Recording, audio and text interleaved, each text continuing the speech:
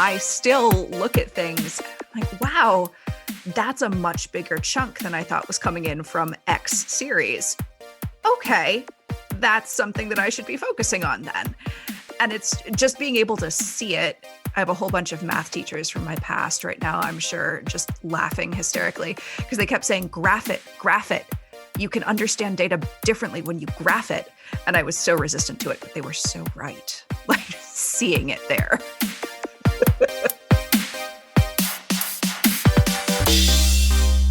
Welcome to the Stark Reflections on Writing and Publishing podcast. There has never been a better time for writers. More information, options, and opportunities are available to you, but navigating these requires insight. Join Mark Leslie Lefebvre as he draws upon more than a quarter century of experience as a writer, a bookseller, and a trusted book industry consultant to explore and reflect on the writing and publishing landscape to help you make informed choices on your writer journey.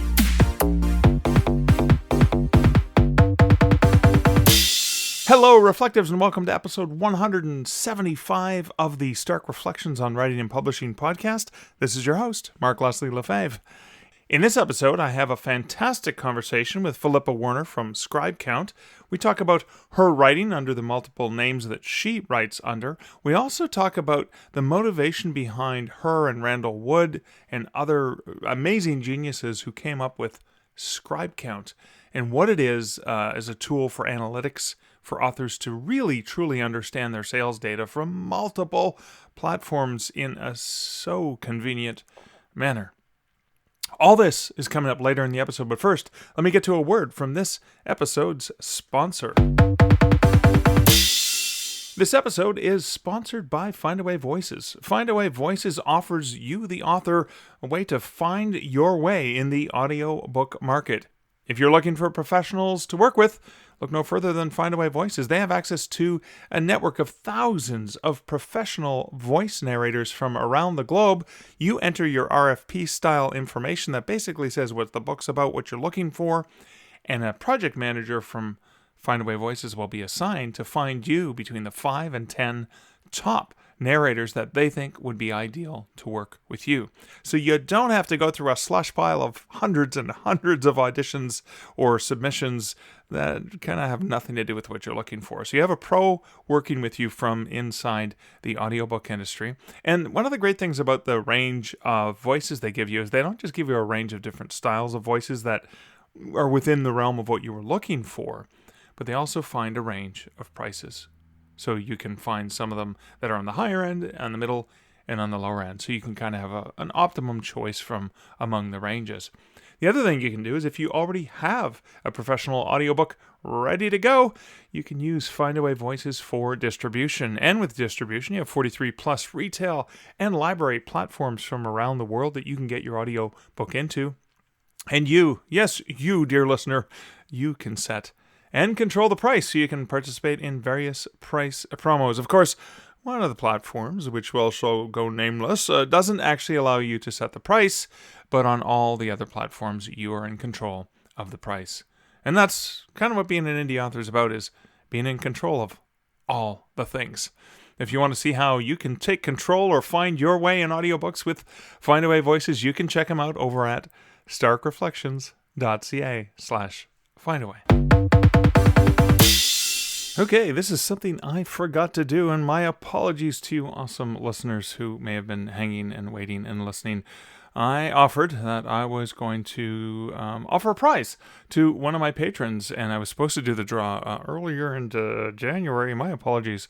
So what I did is I took all the patrons who are patrons of the podcast up until the end of December 2020, and I threw them all in for a chance to win a crushed out package from Chamberlain's Story Stuck Consulting. Now, this package, I should say, involves an hour-long one-on-one call with Clark, which is valued at $200 and a 30 days story stage, which is valued at $29. Now, I was lucky. I was able to buy it because there was a special. I managed to get it for $75, and I thought, cool, I'm going to pass this savings. I'm purchasing it. I purchased it for one of you awesome patrons of the podcast. And this is for the folks who support the podcast over at patreon.com/starkreflections. What I did is I took all the patrons up and who were patrons up until the end of 2020, and I put everyone's name in. And so if you were a $1 a month patron, you got a one chance to win. If you're a $3 a month patron, you got 2 chances to win. And if you're a $5 a month patron, you got 3 chances to win. I wanted to maximize everyone's opportunities to win. And what I did is I put everyone's names on a spreadsheet, randomized a number, and then I went to random.org and I picked a number, and that number came up. And it was associated with Per Steiner K. Houghton. Congratulations, Per Steiner. You are the winner of the Crushed Out package from Clark Chamberlain's Story Stuck Coaching. Per Steiner, I have just sent you a message via Patreon, and I'm going to introduce you to Clark so that you can leverage that coupon that I had purchased from the Story Stuck Coaching. And if you have not ever worked with Clark Chamberlain before, you are in for a treat. He comes highly, highly recommended. He's brilliant, insightful, so amazing when you get a chance to work with a professional like Clark to help you make your story better and get unstuck. So thank you so much, Per Steiner, for being a patron of the podcast. Thank you to all my wonderful patrons. It was interesting. I just took a look at some stats because I was looking at, the end of 2020, etc. And 20 of you wonderful patrons have been supporting this podcast for more than a year. That is awesome. 12 months. I really appreciate that. Sticking it out every single month. Thank you. Now, I understand that financial situations change, and I do expect people to come and go, and that happens. And I still offer a hearty thank you to you, any of the patrons who did have to cancel. I still appreciate and will not forget your awesome support. I appreciate you giving it a shot, checking things out, seeing what the extra content was. And I have, speaking of long-term patrons, I have 4 patron supporters who've been with me pretty much from the beginning when I started this, having supported me for more than 30 months.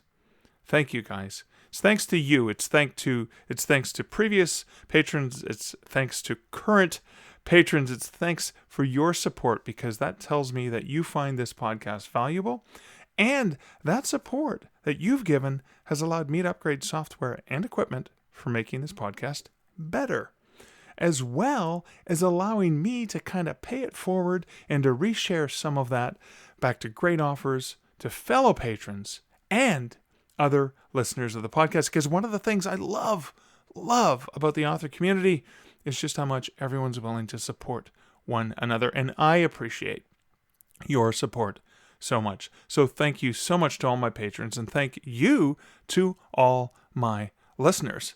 Okay, a little bit of a love fest there, but let's get on to my personal update. I stirred the pot quite a bit this last week. I was interviewed recently by Maddie Dalrymple of the Indie Author Podcast. Maddie and Maddie's been a guest on the show, and you may recognize her name as the co-author of the short story book, Taking the Short Tack, on working with short fiction as an author for marketing and for making money. And Maddie had me on her podcast, the Indie Author Podcast, as a three-peat guest. So I'm very honored to be the first three-peat returning guest. And we talked a lot about my forthcoming book, Wide for the Win.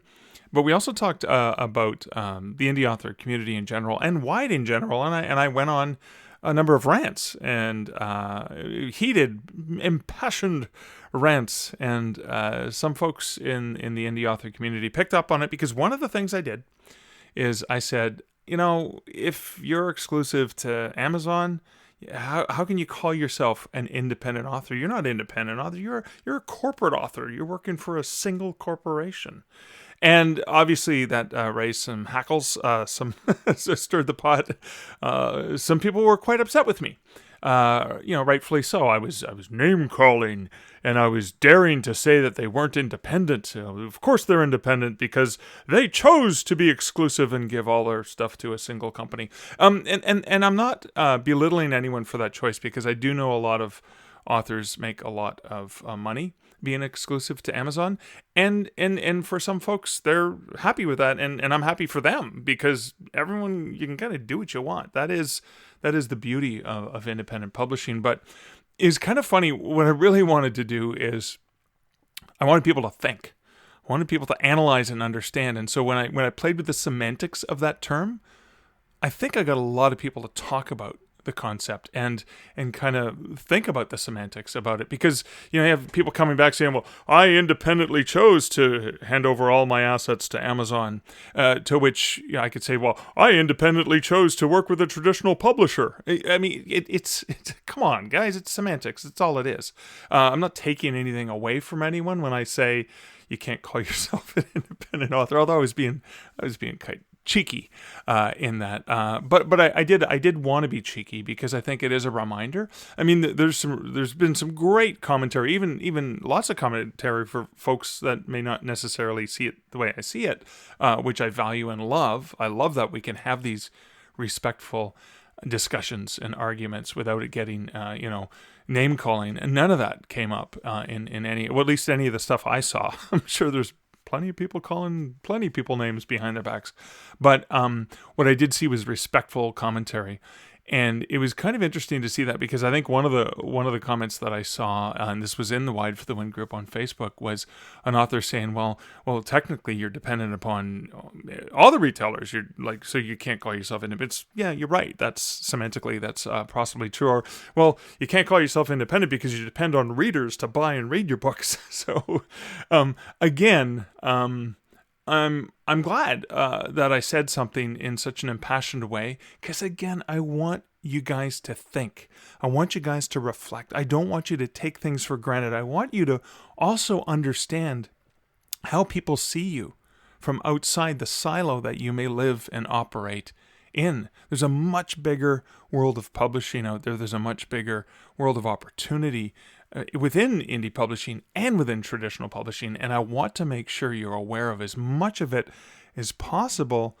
And you're going to make decisions. Of course you're going to make decisions, and you're going to do, hopefully, ideally, you're going to try lots of different things, and that's going to be good. But I think the reason I was getting so frustrated and that I took such a hard stance on Maddie's podcast is I really, really want authors to think about this. I don't want them to just make a decision like a lemming because everyone else is doing this.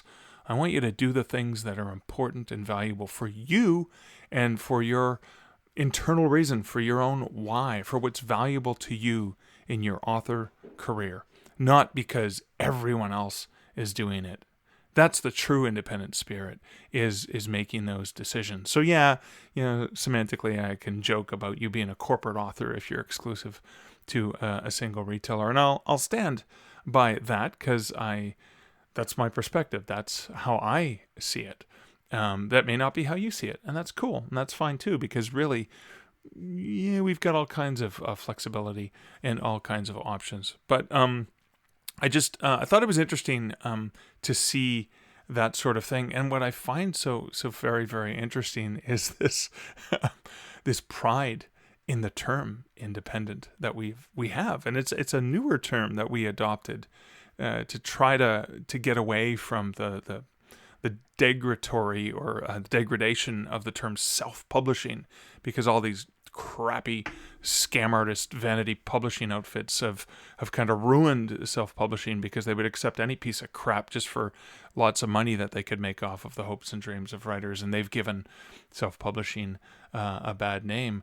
And of course there are operators within the indie author community who don't put out the best product they can, who don't actually do all of the hard work that so many amazing writers are doing to make sure that they are working with editors and cover designers, etc., and putting out quality products. So they've, of course, given self-publishing a bad name. And of course, indie has been a term that has been proudly, rightfully so, adopted by authors. But again, I like playing with language. I like exploring that. And it was a little bit fun to stir the pot and kind of just calls them like I sees them. Oh, I almost went into a Popeye accent there.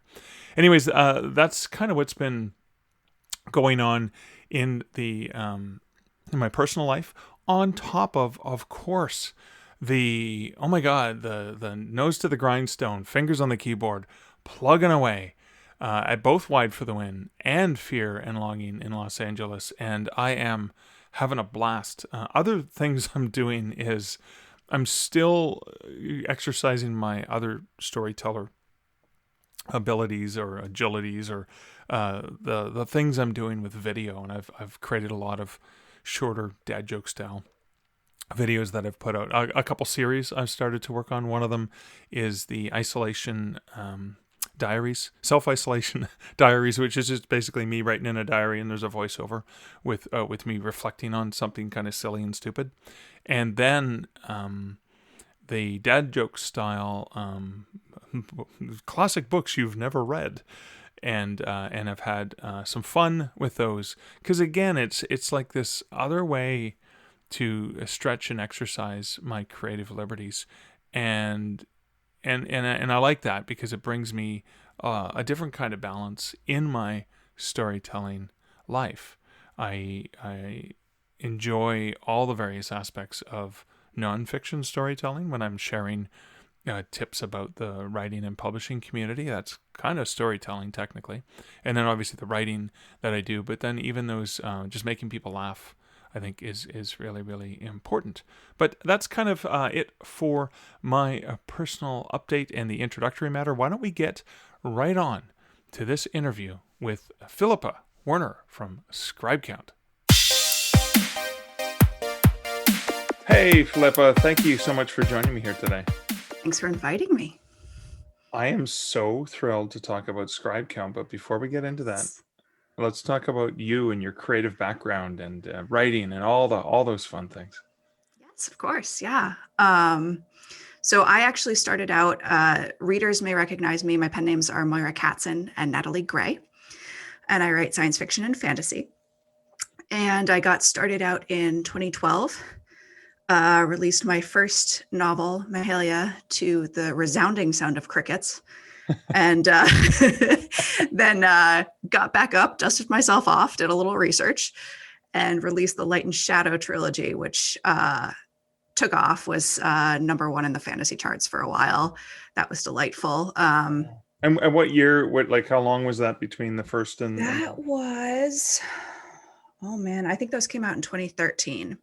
Okay. So I launched all three of those at once. Yep. End of 2012 was our wedding. And I like to say that it just after the wedding planning was done, there was so much free time that, I wrote a trilogy in 6 months in my spare time, because it was just like, oh, energy everywhere. Well, that's hilarious. So, yeah. So those came out in 2013. I heard about this delightful little thing that you could apply for called BookBub, and managed to snag one of those. And that was probably the first big takeoff point. So the rest is history, right? Yes. It's been an interesting few years. In 2015, I was able to quit my day job and started business ghostwriting for other indie authors who had too many stories that they could not possibly finish all on their own. Oh, wow. And so helping bring those to life. And it was really fun to learn other authors' sentence structure, chapter structure, really work with them to bring those stories to life as close as possible to what they would have written themselves, and develop that. And here I am now with ScribeCount. So that's like 3 major hats that you wear. Yeah. Well, I mean, and not to count your multiple pseudonyms, but yeah. Now, yes. Before we get to ScribeCount, I'm really excited to go there, because I don't want to lose this thought. I was wondering, what was it that you learned that you applied between that very first cricket experience and the glory of the BookBub and everything? I think it was just, I'm definitely someone who learns best by jumping into the deep end. Okay. And so the process of writing a book, I think, helped me learn a whole bunch of things that I never would have learned otherwise. I think pacing was probably the most important thing. And then also the deeply painful experience that I've tried to counsel other people on of if you're having trouble coming up with the blurb for your book, it may be because there is a fatal flaw with the book. Oh, There's simply, I love that story. I love those characters to the very depth of my soul.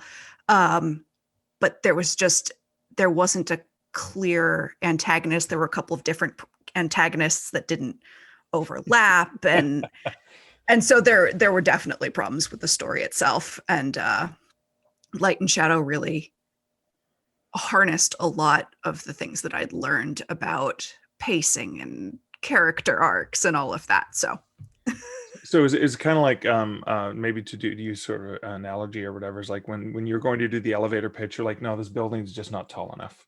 I can't. It's gonna take me forever to explain this Yeah. to you. Then maybe you need to go back. exactly.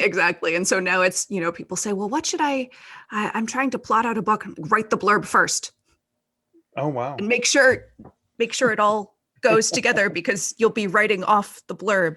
I always do that now.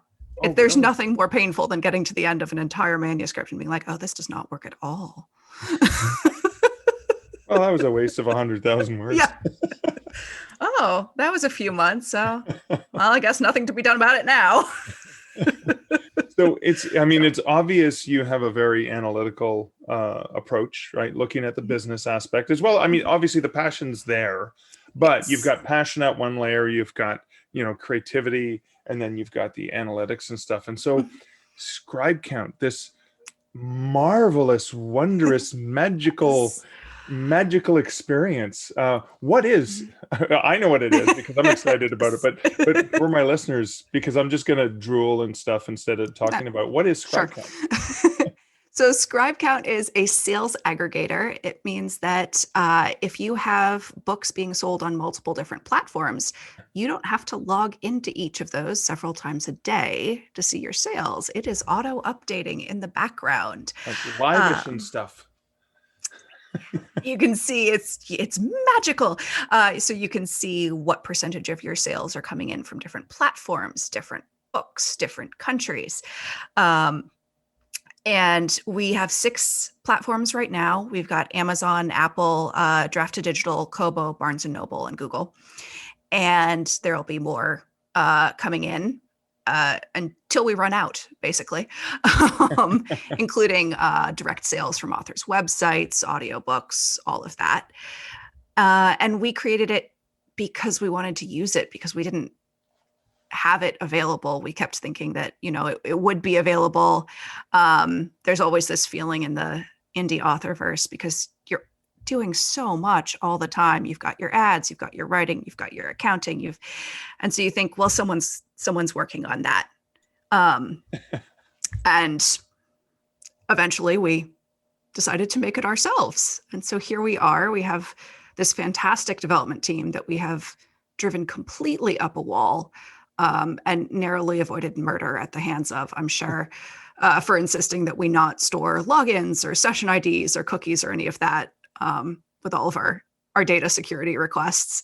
But they came through brilliantly and have not murdered us. So here we are. Oh my God! And that's a miracle in and of itself. So is this a collective of authors who basically got together and said, "Listen, we need this for ourselves. Let's create something for everyone." So Randall was the big mastermind behind it. That's Randall Wood. He's a thriller writer.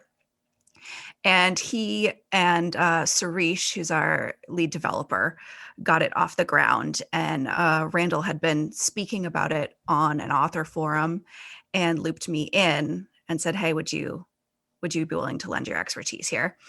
As I had a background in analytics and also in writing, and so could be applying those things there.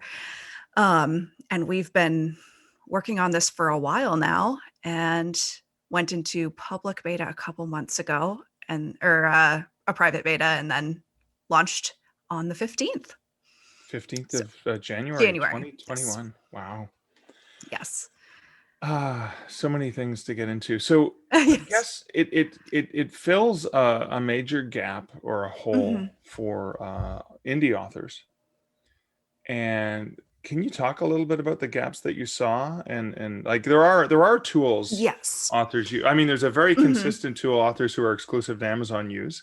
And then Yes. there's some other tools that are more inclusive. Yeah. So here's the thing. I adore data. I adore looking at data, deriving conclusions from data.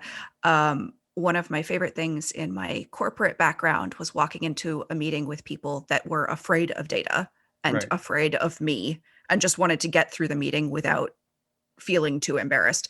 Yeah. Um, and being able to talk to them to the point that when we all left the meeting, they understood what I did and felt like they could ask questions and brainstorm ways that data could help them.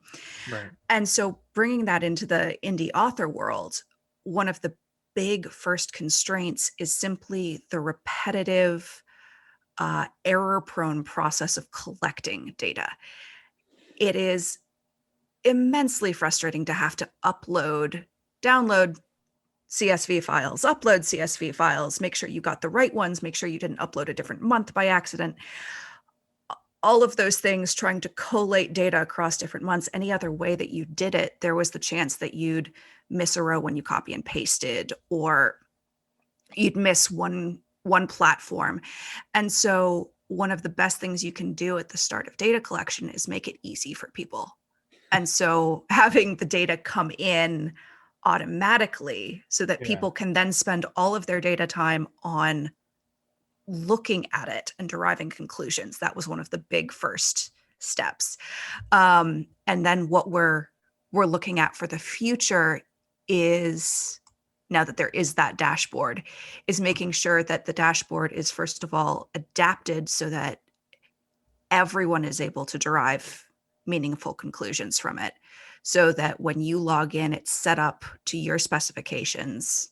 Everyone has a different way of looking at a glance and being able to see what they want to see. And so Right. making sure that people can adapt it that way, but then also offering some examples of, here's a sample report we've been working on. It shows you how responsive different series are to promotions. Or here's an insight we've seen. This one series has really taken off, but we don't see that you've been running any promotions. Do you want to capitalize on that? Do you want to, Oh, okay. things like that? And so helping authors who, many of whom are very much in it for the writing, feel empowered around data and decision making, and not so much worried about it or like it's a very dry and indifferent part of their business. Let's go back because Mhm. I'm worried some of my listeners are going to be a little bit scared because you Oh, started to talk about in-depth analytics and that's yes. you know, Yes. I want to assure folks it probably must take about 4 or 5 hours to set up an account, and then what do you have to do? You have to like do all kinds of things and install code and what like to get this to work, right? It's going to take at least 4 Absolutely. Yeah. hours. So what you have to do is you go to the website, and what it is it's a browser extension. So if you've got any of the, like, Honey is one of the browser extensions we use as an example, the one that tells you whether or not there are coupons on a page that you go to. So ScribeCount is like that. You set up an account, which takes about 2 minutes, conservatively 5 minutes. 2 Canadian minutes or 2 American minutes? It depends on the conversion, day to day. Okay. It All changes. right. Metric or real minutes. That's what I'm looking for. We don't do metric here, Mark. um, and then on your settings screen, there's six little toggly buttons that you can click to indicate which platforms you're publishing on. Okay. You follow a little link for each to enable the platform, and the data come in. That's it. It's about a 10-15 minute process all told. And So and just before we got on the call, I logged mhm, on to mhm. ScribeCount and voila, there's my monthly sales up to the Mhm. minute, Oh, based on the reports from the various platforms. And not only is the data there, but like you alluded to, there's some really awesome automated built-in I can easily tell you right now what percentage of sales my Amazon sales are compared to Exactly. Kobo compared to, but that's going to lead me into a hard cutting question. So I do use Draft to Digital, Yes. which is one of the places you pull data from. Hmm. But I use Draft to Digital for myself to publish to the two of the major platforms is Apple and Nook. Hmm. As well as a bunch of smaller platforms and libraries and stuff like that. How close are you guys to being able to divide that up and say, well, Draft to Digital is not really the sales platform. Yeah. It's the distributor. The It sales goes through. platform is really Apple or Nook or whatever, right? Because some authors, especially with the payment splitting, Hmm. I do have some titles, for example, that I'm publishing everything through Draft to Digital because of the payment splitting. Oh yeah. Oh I yeah. want to know my Apple sales and my Amazon sales and my Kobo sales on those titles too. So is that a Absolutely. thing that's in the works? Yes, so that's in the works. And I also want to put in a brief plug here about the royalty splitting. One of the things that we will be implementing as well is your ability to say, for instance, I'm the publisher on this, but only 60% of the royalties will be mine because it's a co-written book. You can So that identify that. Oh, people will be able to tag that if they both have ScribeCount accounts, and they'll be oh, able to share data between those. And so okay. someone can log in and say, okay, this isn't published under my accounts, but I'm tagged as one of the authors of it, and I get 20% of the royalties. And so here it is. I can see, which is going to be great. In the case of the Draft to Digital splitting into different channels, I would say we're very close. The question is always what else comes in that one update. So any change that you make to the dashboard then filters and ripples through other parts of the dashboard. Of course. So adding, for instance, an arc for Draft to Digital. Um, so for those of you who haven't seen ScribeCount before, your sales are presented in sunburst is what we're calling it. And so different parts of the pie chart represent different sales platforms. And you see the platform, the country, the book, and then split into ebooks, print, Kindle Unlimited reads. So for Draft to Digital, the question is how best do we present that? We Right. can get that data um, pretty well, but how do we want to put that in Right. and show it as another layer to the sunburst? Or do we want to have another sunburst down at the bottom? All sorts Yeah. of things. See, I'm of the mind. This is just myself, and Yeah. may as well share the feedback while we're doing Yes. the interview, Yes. right? Like Yes. the two birds, Taking one notes. stone. Hmm. I think of Draft to Digital as a platform that helps me get to retailers. So it's not really, I mean, not that I don't care, but I don't care. I care of the retailer where I'm actually making the sales. That's the thing. Yep. When I look at where I'm getting my percentage. Now I will kind of go a little bit further and say that. So for Smashwords, which is Hmm. another aggregator, they do the same thing. They go to Apple and Nook and Kobo and Amazon and all the different places, but they also are a retail platform. So Hmm. Smashwords can count as a retail sales channel, even though that's Yep. just Smashwords sales as Hmm. opposed to sales through the distribution. So that's probably going to be a bit of a challenge because I Yeah. mean, when you're looking at Draft to Digital, I'm sure you're looking at other distributors as well because there's a good handful. Yeah. Because we want to make sure, people are able to see all of their data. And if we only have 20% of the platforms people are using, then Yeah. that's not really a mandate. Um, so yes, we're batting around, sending around various different delightfully artistically hand scribbled diagrams with little colored pencil things. Be like, what if we did it this way?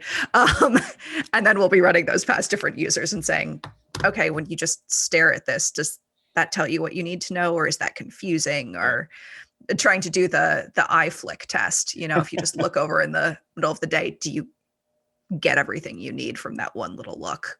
Yeah, Or because a more challenging thing for just to kind of drill into the details. Right now, I look at my platform and I see Amazon, Kobo, and Drafted Digital. Cool. I have a really good idea.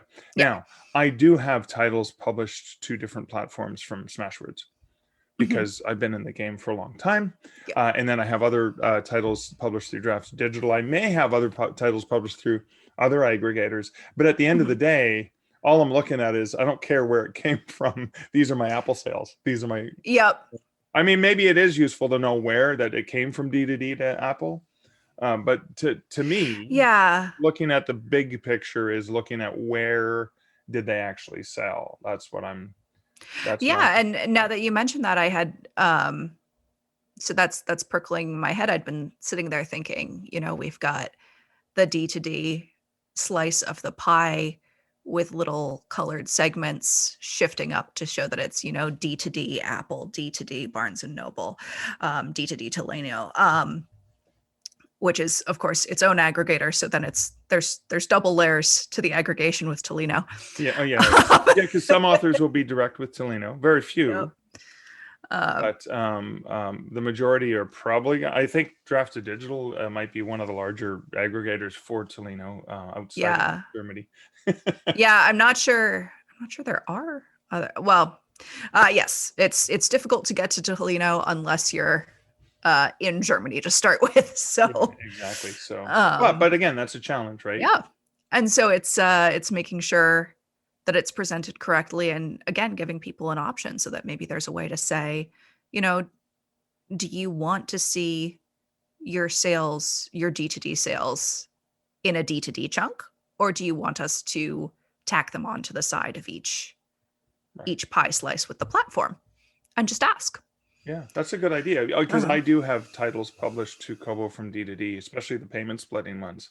And so that should really be part of my Rakuten Kobo. It's interesting, Yep. right? But I guess that's I think one of the challenges you're probably running into is different authors have different ways that they want to look at the pie. Yeah, and so it's always that making sure that we don't add so many features or options that it gets completely bogged down. It's I don't know if you've ever used a platform for any sort of tech thing where you log in and there's so many options that you're just like, wow, I feel tired. I'm going to shut this and go away for several months. Yes. And so we don't want to go there. And at the same time, we do want to have that customize option so that people can see exactly what they want to see when they log in. Because that's the whole point, is to make it easy for people to see their data at a glance and not spend ages on it. So the other thing that I think is so absolutely amazing about ScribeCount is not just that you get this great quick view. It takes me a minute to go in and see what's going on, and I don't have to log into 6 different systems. But the cost structure is so wonderful, because beginning authors do not have to risk losing a lot of money to see if this is worth it or not. How does it work? So I'm a beginning author. I have one title. I want to see if I want to use this. Is this absolutely? How much is this going to cost me? So you log in, and what we do is it's a tiered structure. It depends on what you made the prior month in sales all across the different platforms. Okay. So say you're starting out, you've published your first book, maybe like, say for instance, me, you sold about 3 books in your first year. Was that the cricket year? That was the cricket year. I told you there were so many crickets. And so you're making less than $500 a month from your writing. Still getting started out. It's not going to cost you anything. So you're going to have access to... For the first week, right? While I'm testing it?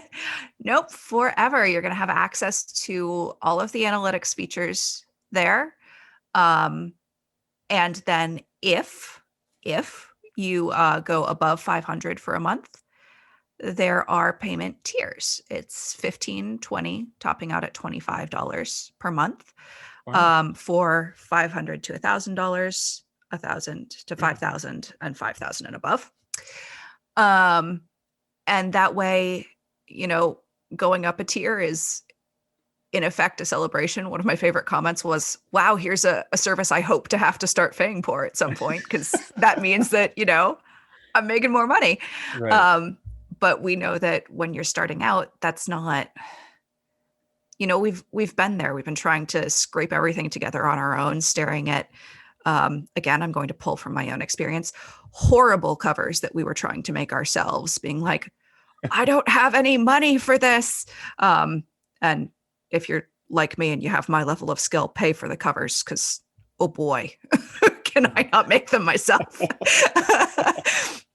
But we want to make sure that the new members of the community are able to work well with their data, and that they aren't paying for something that they can't afford. Because one of the best things that we've found in the indie author community, not to get too sappy about this, is all of us who are here now got helped out by other people at the start. We got advice, we got critiques, people were so giving of their time and their resources. And so we want the community to keep being that kind of a place for everyone. So I love that. And I think here's the thing that I think is fascinating.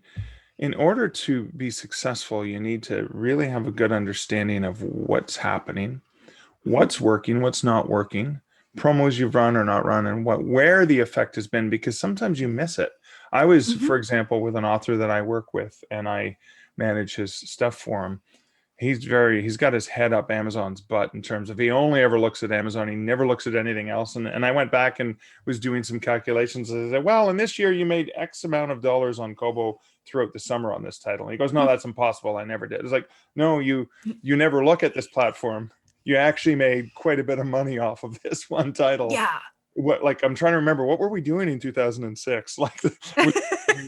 We didn't get any book pubs. So what was it that made all that money? So those are the analytics that can actually help you find something that's working and leverage it. But an author who's not making $500 a month yet probably really use those analytics to understand.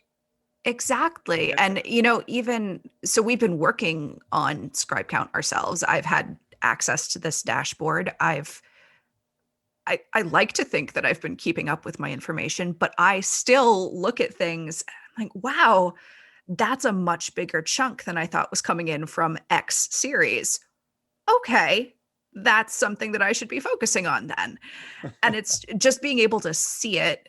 I have a whole bunch of math teachers from my past right now, I'm sure, just laughing hysterically because they kept saying, graph it.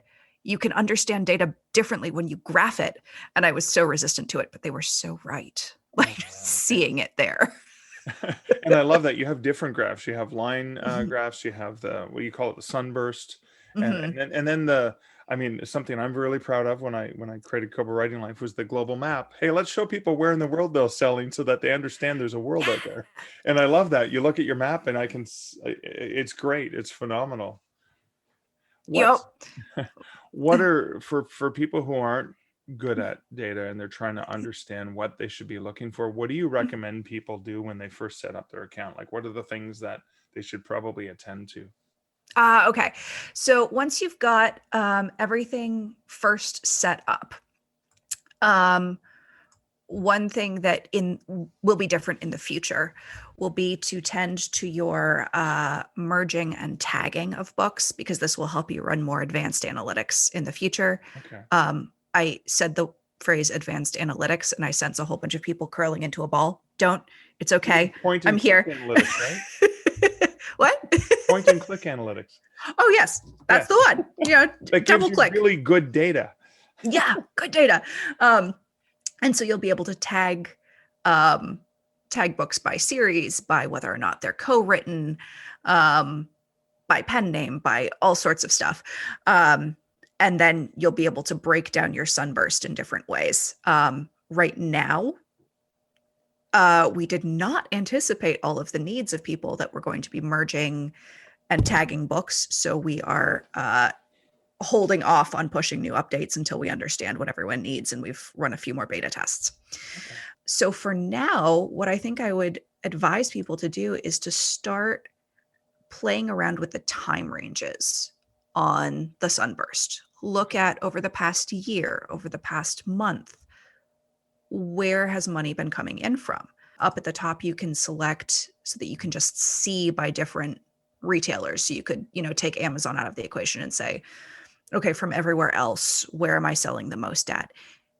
Is there a series that's selling really well at one retailer and not another? Is there, what are the regional differences? Am I seeing a lot of sales, for instance, in my Light and Shadow series was very popular in Germany. I don't know why. It was way back at the baby start of my career. I didn't have the knowledge I had now about targeting Facebook ads or doing anything like that. Now I could make much better use of that information. But if you're a baby author now, you can. You can say, wow, I'm selling a lot in Australia. Let's target some Facebook ads. Let's apply for a BookBub internationally. And so as you play with the timelines and look at what you've done, you can see, okay, Kindle Unlimited page reads were a huge part of my income a year ago, and maybe they're not now. All right, if I've got part of my library there, part not, maybe it's time to start switching some more things out. Wow. Things like that, and looking at the map. But I think just playing with that sunburst at first is really the most useful thing. You'll notice things and be able to drill down on things that you wouldn't have seen otherwise. And I like that because you can also look at, if you don't have any series, you can look at individual titles and you can see the retailers or the geos where they're selling well. And maybe you see a pattern and say, wow, on Apple, this title's selling well in the UK, but on, obviously on Nook, it's only selling in the US because that's the only place they sell. But on Kobo, it's selling in Australia. Like trying to figure out those things could be useful when you understand who your readers actually are. Yes, exactly. Who they are, where they are. One of the things that you can see, and I sincerely hope none of you see this, but would be, for instance, wow, the first 3 books in my series are selling great. And then books 4 and 5 have been out for a year, and boy, did they not sell at all. Yeah. Okay, let's look at that. Are the covers consistent? What's the call to action at the end of book 3? Did I... Yeah. They say the first step is knowing you have a problem. So that's true. Good.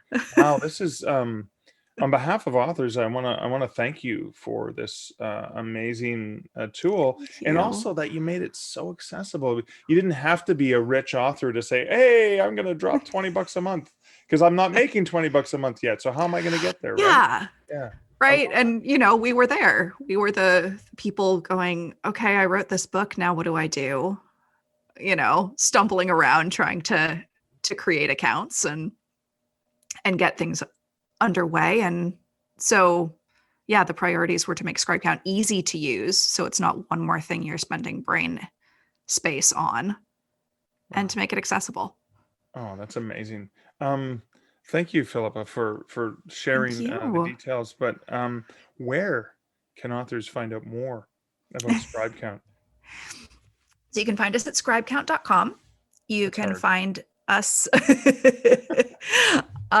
theoretically on Twitter some point soon, on Facebook. So we'll be putting out a series of blog posts. There's also a podcast that I will be hosting with all sorts of details from our blog posts, from changes we're making, synthesizing different feedback, because much like a book itself, ScribeCount isn't complete until it's released into the world and people are responding to it.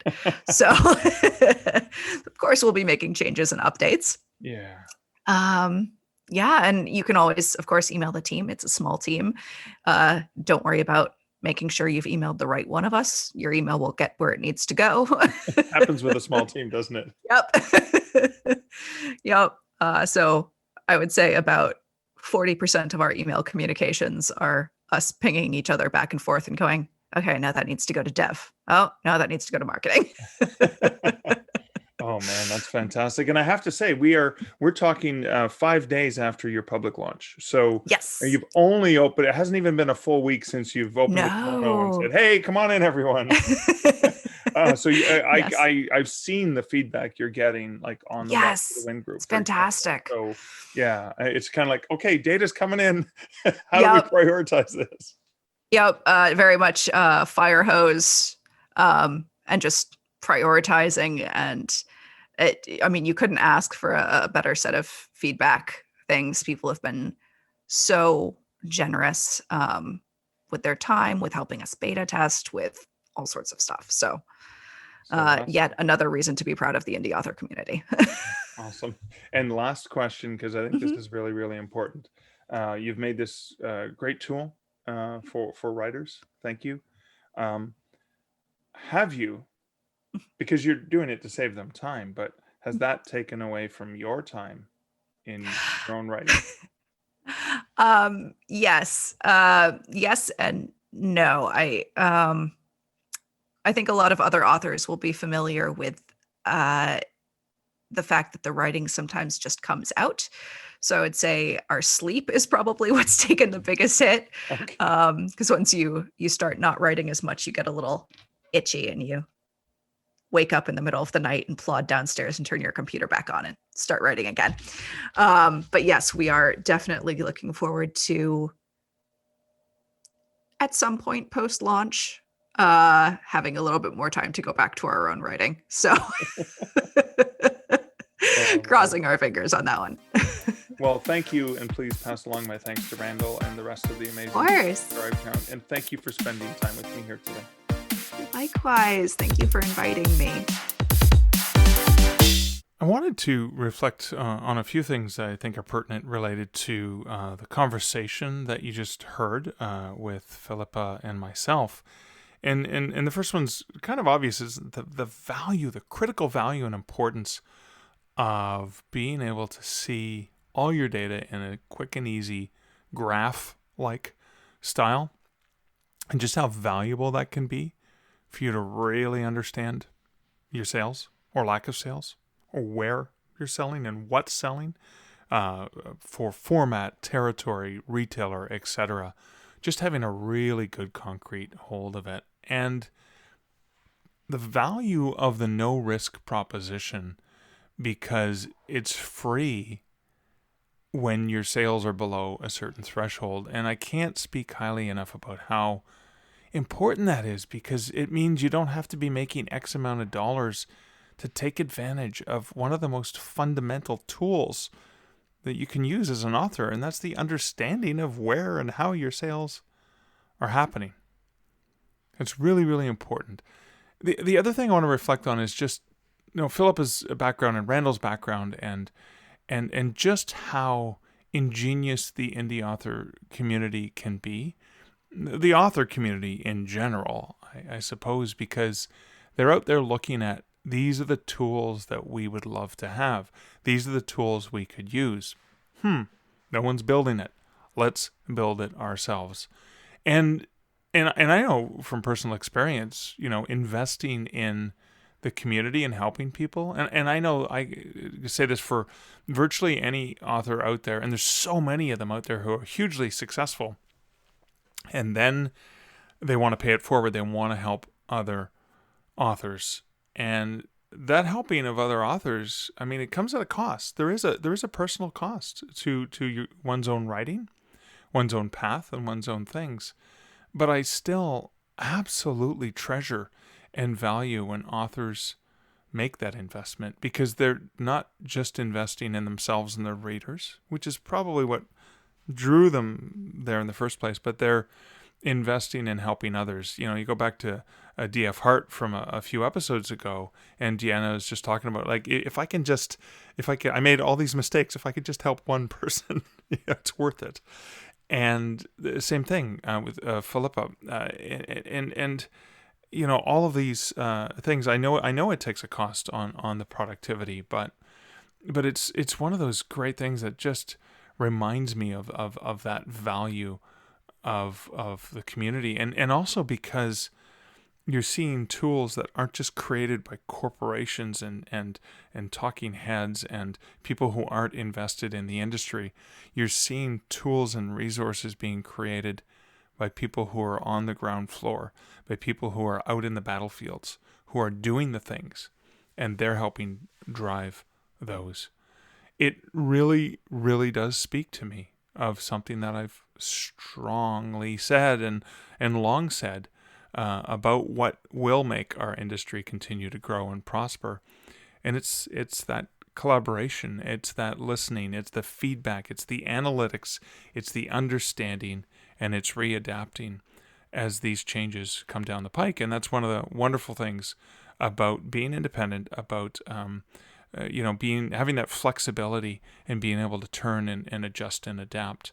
And that's something that's really, really cool. And my kudos to Philippa and Randall and all of the amazing dev folks who you probably don't get to hear on the podcast because they're in the background, like, the good folks at Drafted Digital, the dev folks in the background, the customer service. You never really get to hear from them, but they're doing all this amazing work in the background and getting none of the glory, but making lives of authors way, way better. So for amazing tools like ScribeCount and so many of the other platforms and tools that are out there, we have these riches, and these riches come from fellow authors, and they come from fellow creatives and fellow entrepreneurs, and I'm just so appreciative. So that's kind of my thankful reflection on this episode 175. That is it for episode 175. If you like the Stark Reflections podcast, if you like this episode, do feel free to share it with a friend that you think would find value in it. I would love a review on the podcatcher or platform of your choice if you were so willing to take the time. But thank you so much for being a listener to this podcast. So until next week and next episode, this is Mark Leslie Lefebvre wishing you great writing and good Stark Reflections. Thank you for listening to the Stark Reflections podcast. You can find show notes for each episode at starkreflections.ca.